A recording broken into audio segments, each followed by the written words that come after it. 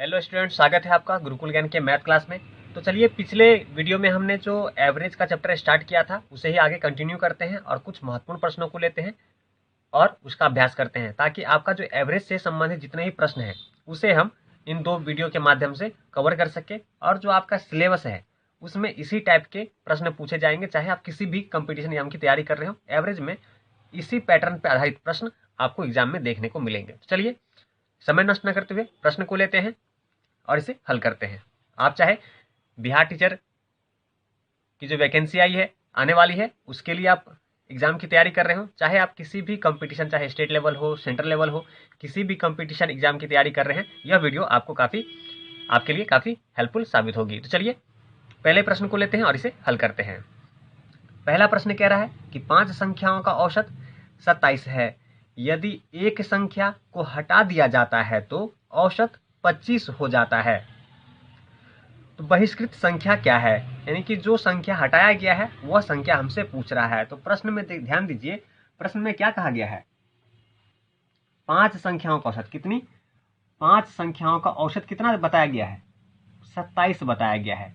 वहीं आगे कह रहा है कि यदि एक संख्या को हटा दिया जाता है, एक संख्या को हटाएंगे यानी कि 5 है वो कितना रह जाएगा? 4 रह जाएगा। 4 संख्याओं का जब हटा दिया जाता है तो उस संख्या का औसत यानी कि 4 संख्या का औसत कितना हो जाता है? 25। कितना हो जाता है? 25। तो कह रहा है कि जो बहिष्कृत संख्या, जो एक संख्या हटाया गया है, वह संख्या कौन सी है? तो इस तरह के प्रश्नों को हल करने के लिए सिंपल से, ये 5 है, 5 का औसत कितना है? 27। गुना कर देंगे तो कितना हो जाएगा आपका? 27 को 5 से गुना करेंगे तो 135। कितना हो जाएगा? 135, 135 हो जाएगा। वहीं अगर 4 संख्या है, उसका औसत कितना है? 25। संख्या को उसके औसत से गुना कर देंगे तो इसे गुना करेंगे तो ये हमारा कितना हो जाएगा? 100। हमें क्या पता करना है? जो बहिष्कृत संख्या, ये जो अंतर हमें दिखाई दे रहा है, ये जो दोनों संख्या में हमें अंतर दिखाई दे रहा है, वह उसी एक संख्या का जिसे हटाया गया है उसकी वजह से ये अंतर दिखाई दे रहा है। अगर हम अंतर देखें, 135 में से अगर हम 100 माइनस कर लेंगे तो अंतर कितने का आ रहा है? 35 का आ रहा है। ये जो अंतर है उसी एक संख्या के कारण अंतर है, और जो अंतर है वह कितना है आपका? 35। यानी कि जो संख्या हटाया गया है वह कितना रहा होगा? 35। और यही क्या होगा? आपके प्रश्न का आंसर हो जाएगा। एवरेज से आपको इसी प्रकार के प्रश्न एग्जाम में देखने को मिलेंगे, इसलिए ध्यान से वीडियो को देखिए। एक एक प्रश्न आपके एग्जाम में पूछे जाने वाले प्रश्न होंगे और हूबहू इसी तरह के प्रश्न आप एग्जाम में देखेंगे। खासकर बिहार टीचर की जो भी तैयारी कर रहे हैं उनके लिए काफी इंपॉर्टेंट वीडियो है, ध्यान से इस वीडियो को देखिए। चलिए, अगले प्रश्न की ओर चलते हैं और उसे हल करते हैं। अगला प्रश्न कह रहा है कि 10 पारियों के एक क्रिकेट खिलाड़ी के रनों का औसत 32 था। उसे अपनी अगली पारी में कितने रन बनाने चाहिए ताकि उसके रनों का औसत 4 बढ़ जाए? कितना बढ़ जाए? 4 बढ़ जाए। तो प्रश्न में क्या कह रहा है आपसे कि 32 पारियों का एक क्रिकेट खिलाड़ी के रनों का औसत कितना है? 32 है। कितने पारियों का? 10 पारियों का। कितना? 10 पारी की बात करें तो औसत कितना है उसके रनों का? 32 है। कितना है? 32 है। तो चलिए हम 32 लिखते हैं। आगे प्रश्न में कह रहा है कि उसे अपनी अगली पारी में कितने रन बनाने चाहिए ताकि उसके रनों का जो औसत है वह 4 बढ़ जाए। अगली पारी क्या होगा? अगली पारी जो होगा आपका 11वीं पारी होगा। 11वीं पारी होगा और इसमें कह रहा है कि रनों का जो औसत है वह कितना? 4 बढ़ जाए। 4 बढ़ने का मतलब क्या है? पहले 32 था, 4 बढ़ जाए यानी कि फिर आगे 11वीं पारी में उसके रनों का औसत कितना हो जाए? 36 हो जाए। तो 11वीं पारी में कह रहा है कि कितना रन बनाएगा कि औसत 36 हो जाएगा। तो कुछ नहीं करेंगे, औसत को, संख्या को उसके औसत से गुना कीजिए। तो 10 को 32 से गुना करेंगे तो 320 आएगा। 11 को इसके औसत 36 से गुना करेंगे तो कितना आएगा? गुना करेंगे तो 396। कितना आएगा? 396 आएगा। चलिए ठीक है। अब ये जो रनों का अंतर आप देख रहे हैं, रनों का जो अंतर देख रहे हैं, वही क्या है? वही वो रन है जितना जिसे लाने से 32 से औसत 36 हो जाएगा। तो चलिए माइनस कर लेते हैं। 396 में से 320 माइनस करेंगे तो, चलिए माइनस करके देख लेते हैं कितना आता है।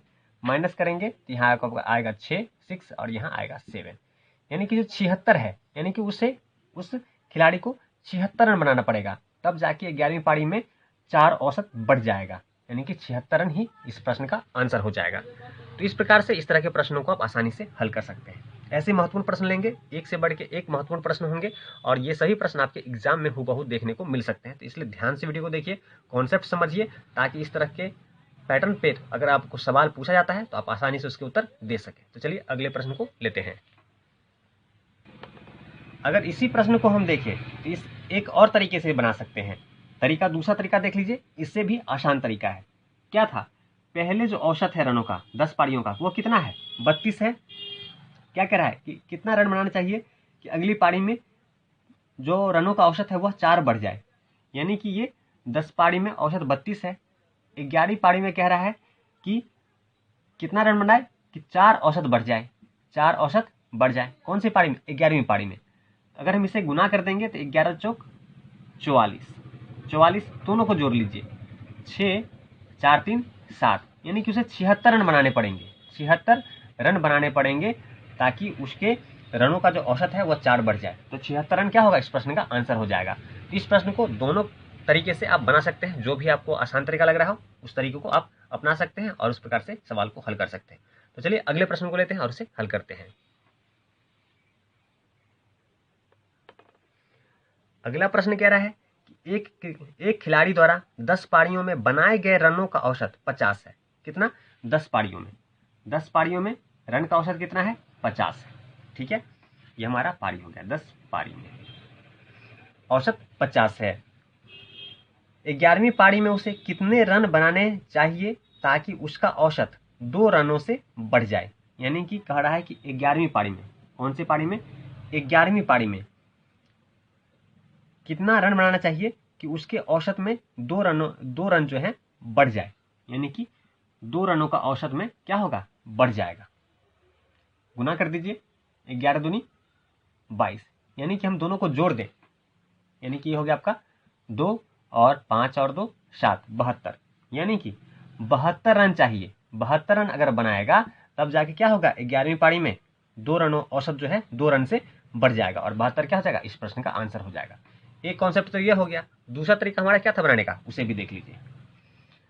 10वीं पारी में कितना उसका औसत है रन का, 50 है।